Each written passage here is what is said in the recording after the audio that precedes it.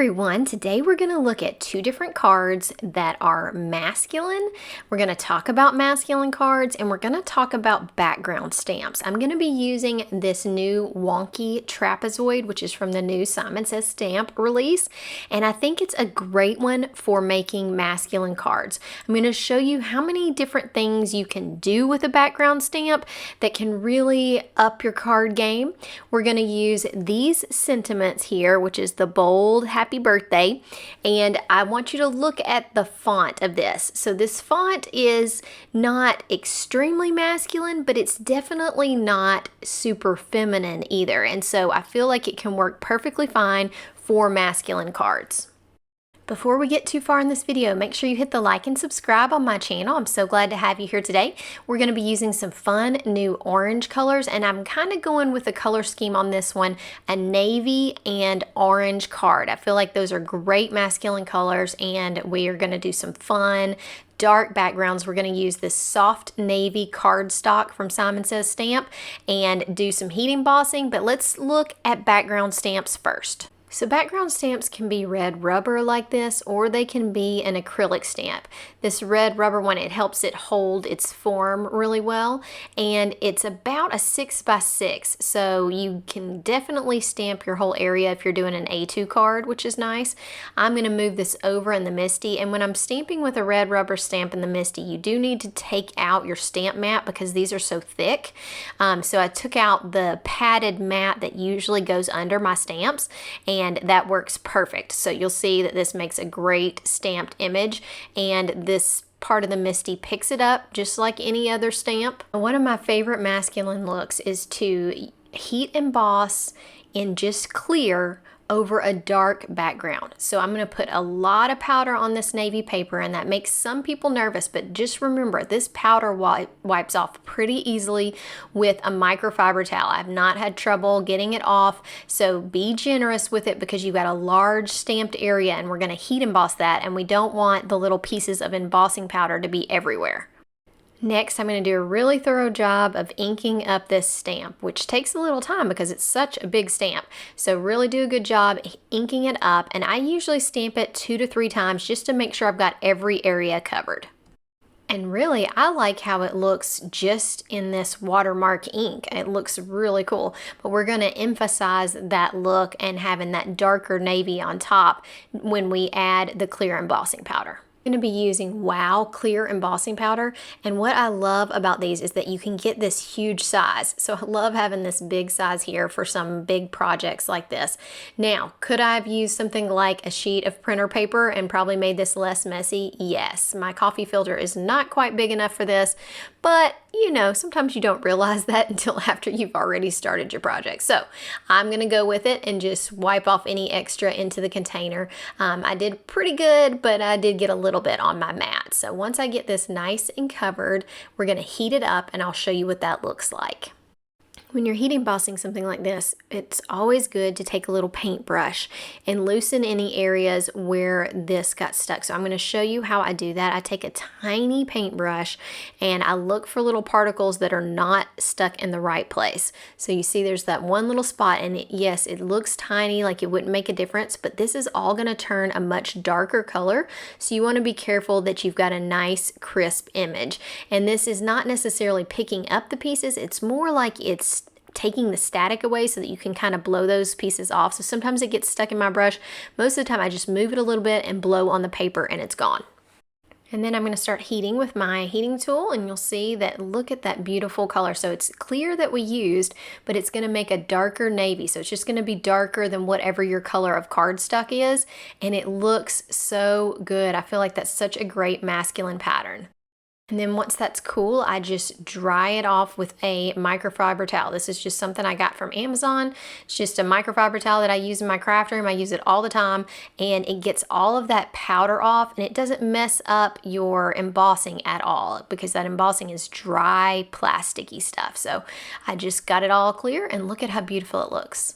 So I just love this look for masculine cards. It's a tone-on-tone color. It's nice and sophisticated navy, which I feel like works really well. I'm going to stamp these balloons and other items that are part of this bold birthday set. I'm going to stamp them in soft navy just because that's the exact same color cardstock that I have. And so I'm going to stamp them and then I'm going to clear heat emboss them. I'm stamping on watercolor paper right now. And I did that a couple times because, especially with watercolor paper, just think of it as absorbing liquid. You want to do this pretty quickly and make sure that you keep the ink on the paper wet, because that's what the heat embossing powder sticks to until it heats up. So it's got to have a wet ink, which on watercolor paper can be a little tricky. So do it a couple times. Now I'm going to show a little bit of the watercoloring just to tell you kind of what I used, but I'm not going to focus on this because we're talking more about the masculine card. I am keeping my colors similar, so I'm going to do kind of a navy watercolor, and I'm going to do these new orange mini ink pads. I'm using mandarin and peachy and grapefruit, and I'm going to use those to color areas on these little items. What I really like about this stamp set is that it's got one die that cuts all of these out at one time, which is so nice. So it cuts them as individual images, and we'll use those on our paper as well. So I'm using this set, the big bold birthday set, and we're going to use this huge birthday word. It actually has a die that you can get with it. And so I'm going to stamp this twice. I'm using some powder and I'm going to heat emboss it in white. And I'm going to do it twice because I'm going to use this same thing on both of my cards to kind of keep them similar, but show you how changing up the background of these masculine cards can really make some cool things. I went on and die cut that, and now I'm adding some foam tape, and I'm going to just show you how I put this card together and my thoughts on organizing it and why this is a great masculine card. So you could keep this just the sentiment and the background, and I think that would be plenty, but let me talk to you about why I think that this is a great format for a masculine card. I love using background stamps in clear on dark or just a colored cardstock. It really gives it to me that masculine look, especially when you're using something like navy. I think this would look amazing in like a really dark green, or maybe even doing the background in orange. That would be really cool. I am putting some foam tape on the sentiment, and then I'm tucking the balloons and the candles back behind it. I did add, so this sentiment set comes with another smaller word, so it has the big birthday, and then it's got wishes, it's got happy birthday, it's to you, all those things. So I cut out wishes and just cut it in a little rectangle, and now I'm going to add all these little pieces around it. So here's how the first one turned out. It's that navy background, added a few little pops of color there, but nothing too crazy, just so that I could keep this pretty simple for the masculine effect. I didn't put anything sparkly on here, just kept it pretty basic with the watercolor. And now let's look at our next card. This one we are going to do a little bit more color, but we're going to do pretty fast watercolor. And I'm going to use these mini ink pads from Simon Says Stamp to get my color. So I'm not using really anything special, just my ink pads and a watercolor brush.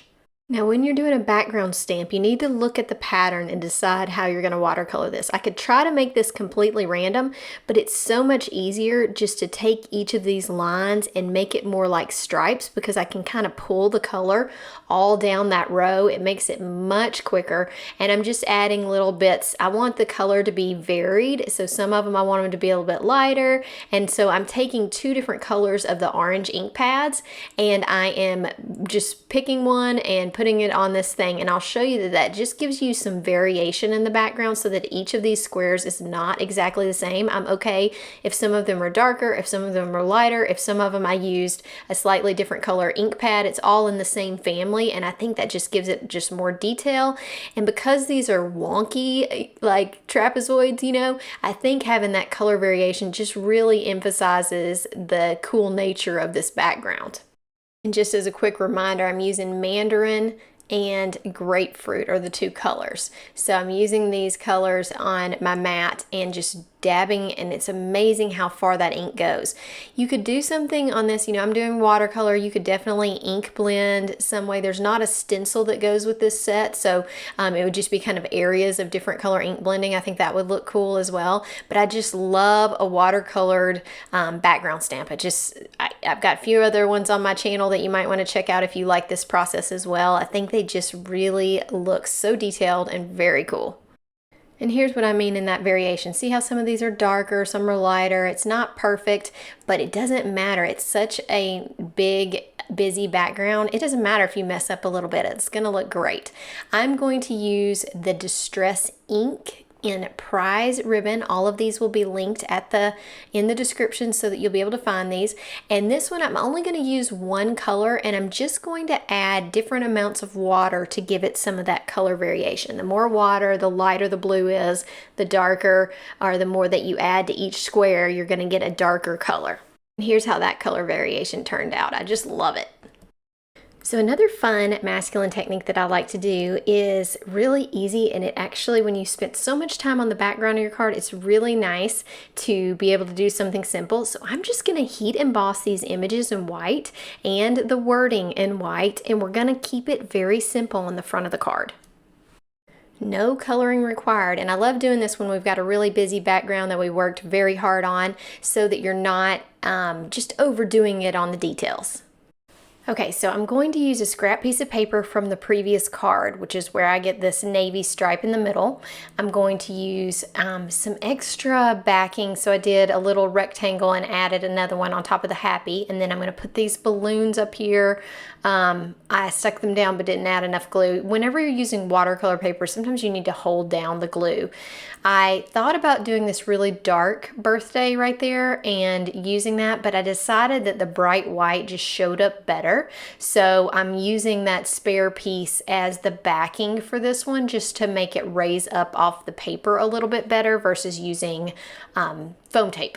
When you're pressing these together, it's good to line up the middle and then just kind of make sure everything is lining up. I go down one edge, press on it, make sure each piece is lining up like it's supposed to, and then I go towards the other side. So just a little tip for making sure your paper lines up the way that it's supposed to. It's nice with glue because you can move it around a little bit, but that gives you a little extra leeway. So we'll finish this card up. I want to recap what I was talking about with masculine cards. I think that it is great to use some type of geometric element on them. I think that's an easy way to create a masculine card. I also think using really bold sentiments like this really helps you out and just gives you kind of a focus for the card if you're using some background elements. I also think that using masculine colors really helps. So I love the idea of navy and orange, or orange and blue like we did on this card. So I'm going to show you both of these up close so you can see what elements that we put on them, and then I'm going to show you a bonus card that will likely have a video on it all by itself that's in this Simon Says Stamp release. So Simon Says Stamp has a new release today. It is so fun. I think I really love this background stamp and these really bold birthday sentiments, but you've got to see this embossing folder. This comes from the same release from Simon Says Stamp. This cool hibiscus embossing folder with that thanking of you right there. I had a lot of fun making this, and I'm going to create probably its own separate video, but I just wanted you to see that this is also in the release today, so that if you're going to Simon Says Stamp, you can check that out as well. Make sure that you use the links in the descriptions. Those do help support me, and I appreciate your support so much. And if you haven't done it yet, hit the like and subscribe on this video so that more people will see it, and that you'll get to see some other videos on my channel as well. I am going to pop up a video at the end that is on masculine cards so that you can see some more of my work. I do love masculine cards. So if you need more ideas on those, make sure you check out some of my other videos. Have a great day. Bye.